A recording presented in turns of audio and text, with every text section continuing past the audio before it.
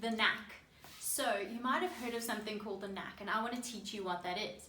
It is a means of trying to stop stress urinary incontinence, which is when you leak, when you sneeze, laugh, cough, run, etc. So there's an increase in intra-abdominal pressure which causes you to leak urine.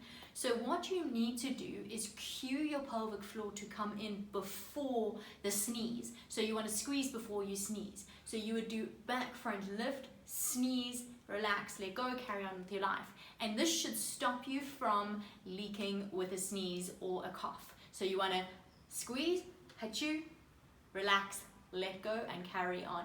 Improving your pelvic floor strength will also help to reduce symptoms such as stress urinary incontinence. Good luck!